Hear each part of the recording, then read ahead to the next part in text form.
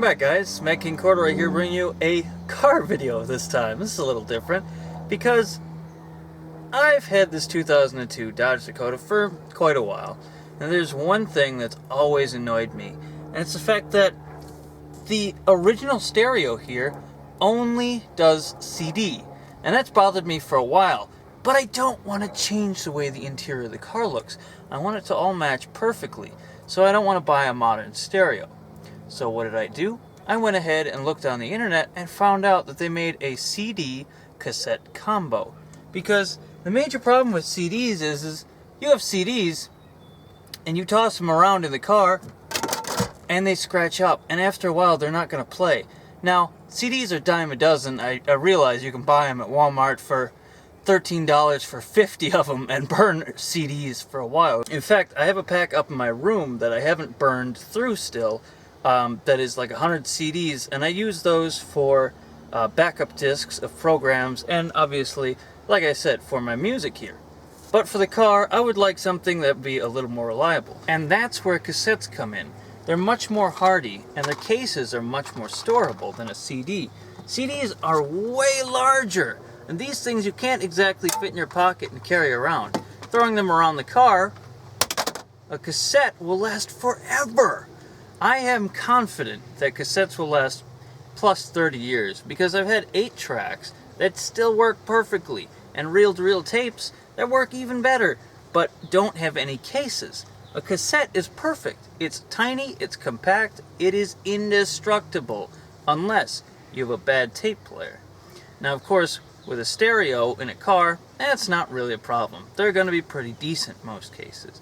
You're not going to see the cheap Sanyo players or something like that that's going to eat your tape. It's just not going to happen. They made them so that they work. Now, in order to be sure, you should probably go ahead and service and clean your players every once in a while. But for this, I went ahead and ordered an original Chrysler player. It's a tape CD combo, as I said before, off of the internet for around $30. And it was free shipping, so that's a pretty good deal for a full radio in a car. Usually a brand new one is like $100. Of course it has more features, but still, you can't beat $30. Now, in order to install this thing, I'm going to go ahead and have to pull this whole cowling off, and that can be a pain. So that's what this video is really about, and that's what's going to be the meat of this video, is getting this thing off. And once you know how to do it, it's really not that difficult. It seems like it at first, and when I was trying to figure this out by myself, I racked my brain over this for a while. But I eventually figured it out, and now I'm going to show you. There is one other thing you should know about replacing the stereo, and that is that this came out of a Chrysler Town & Country. A lot of the Chrysler, everything under Chrysler, was compatible. You can swap the stereos and other parts and stuff like that as long as your plugs match. Before 2002, the plugs were different on this. It had 2 separate plugs along the back. Those are all compatible. You can use stereos from 1995 all the way to 2001. Those are all compatible, not a problem. This guy, 2002 and up, you have to use this type of plug, which I will show closer up later when we get this stereo out. Now, the first step to getting this out is undoing these 2 screws under the front here where the steering column is.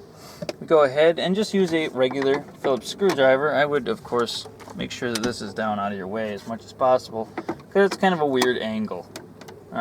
Go ahead and take them out. And it's not going to take too much effort to get them out. They aren't very tight in there, so you don't have to break them loose or anything. Just go ahead, counterclockwise here, lefty-loosey, however you do it, and take them out. I know it doesn't really look like I'm doing much here, but it is coming out. There we go. Now, those guys are longer than the other stereo screws that we'll have to take out later, so you'll want to keep these separate from those. They look almost identical otherwise, though. Now, the real pain of this is the fact that as you can see, it's still not coming out, but it is loose. I guarantee that there is nothing else holding it in. I'm going to go ahead and pull that off for my sake.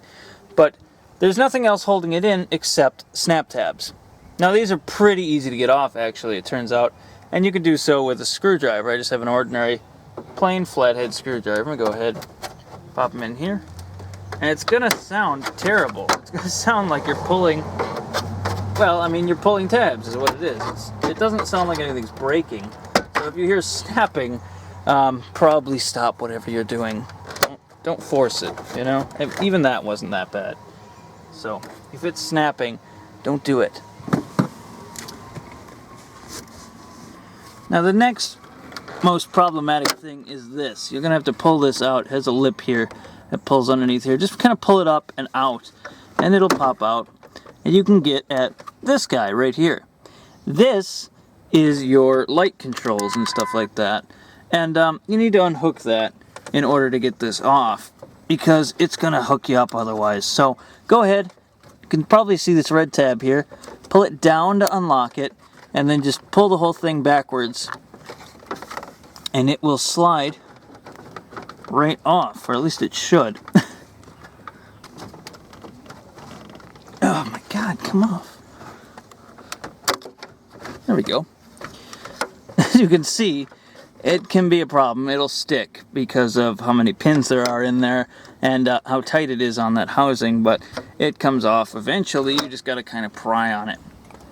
Okay, so you can see I've got the top popped out already, but there is some little bits underneath here you kind of got to work loose. And in order to get it past this, go ahead, and I've got my keys right here. Go ahead, put it in there, turn the car on. It's in park right now. Put it down to first gear, and then turn the car off. And you don't got to worry about it rolling or anything. You don't have to keep your foot on the brake. You can work on the car at your own pace now, and it is out of the way. So just kind of pull back and pull up, and this whole thing will come out. Sort of. There we go. Okay. Now, as you can see here behind the dash and underneath here, you got your AC controls and some other thing here. I think it's a sensor. Oh no, that's the airbag thing.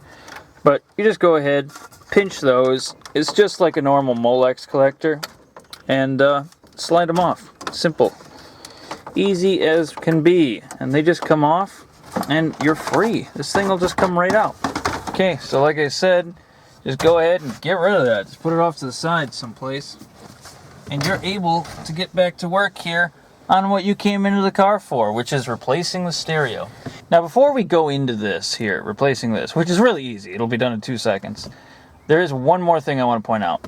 There is a rubber cowling around the column that's on the dash piece we just removed. And this guy, I'm pretty sure, is just for dust and aesthetic. It doesn't seem to be really necessary and only covers the top half there, as you see.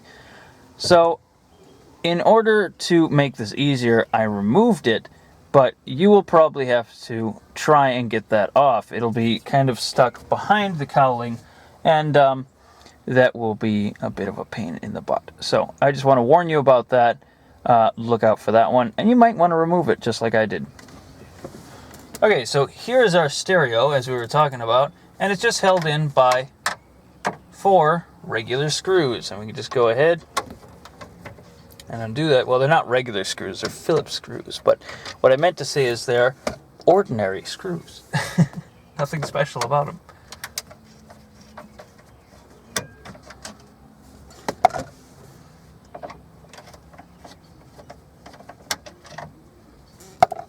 And after I went ahead and told you about those screws, the one being longer, I went ahead and threw them together anyway, like an idiot. Oh well.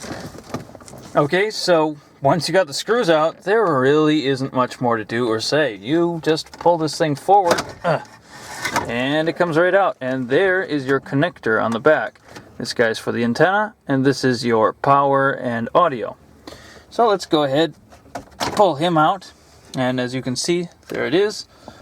And pull this guy out, and you're free. There's the old stereo. Go ahead and set it up on the dash, and let's get the cassette combo here.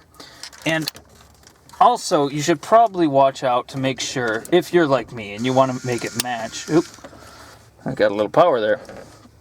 Make sure it matches the color, because apparently a couple of different Dodges had different color lights on the inside, the running lights. So you might want to be wary of that when picking up a stereo. Make sure it's tested.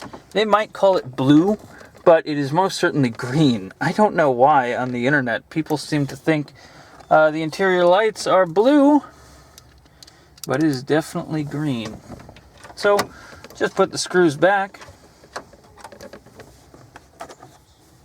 like so. That's one of those long ones. See, that's what I was talking about before. There.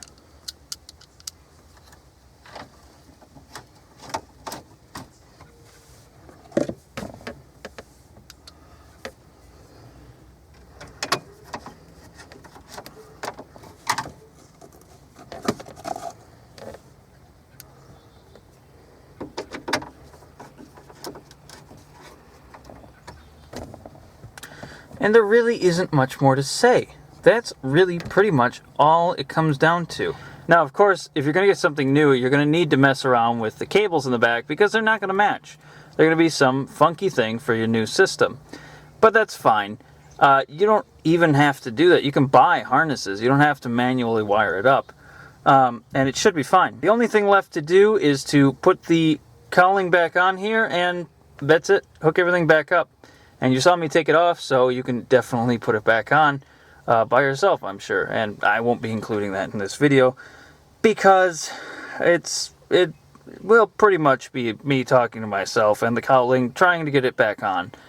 Because it can be a little frustrating to fit it back behind these pieces here around the steering column and get these hooked back up. Okay guys, so we got the dash cowling on and the radio is installed. I think it looks pretty darn sharp, and it really works well. I went and got gasoline and drove around a bit to test it out, and everything works great on here. One of the really cool things, though, is that this is a little information display, and it displays all kinds of different things. It displays pretty much everything you would want. I think it might even, yeah, look at the balance there, displays. And fade displays. It'll display when it's playing a CD, which works, by the way. CDs work. There you go. As it's looking for it, shows it is spinning up. You can't actually hear it, though. And the stereo sounds great. It's freaking amazing. That's Tim Hines, by the way. And that is his album from 1989. Tim Hines, self-titled Tim Hines album. And he's a pretty good artist. It's like sort of jazzy stuff. Very 90s, 80s sound. It's that essential sort of late 80s sound, if you're into synthesizers and stuff. But what we really did this for was cassette. And that's what I got here, is a mixtape I did of only side A, unfortunately. I haven't done side B yet. But it is 13 songs of retrowave. If you want to go ahead and check out these artists, I highly recommend Droid Bishop and Hello Meteor. As you can see here, that is the majority of my playlist. And since Hello Meteor is a pretty cool guy, and I've talked to him a couple of different times on his Facebook thing, I doubt he'll mind if I play you some of his music here. And you could check it out. Retrowave is such a cool genre. I am so into it right now, and I've been into it for a while. But ever since I saw Blade Runner, pretty much, I've been sold on the whole 80s kind of aesthetic thing, and it's been a hell of a trip. It's been really cool. But anyway, so yeah, tape player works. Stereo sounds great. Definitely oh man, I love it. All these lights work and stuff. If I go ahead and turn it on, you should be able to see it, but there's a light there, and then these all light up. All the words on here, every one of those lights up. And holy cow, it just sounds so good. It looks so cool at night. And Yeah, I love it. So yeah, I'm Mad King Corduroy. This has been Trends in the Airwaves. Hopefully you found this video informational and entertaining. And thank you for watching.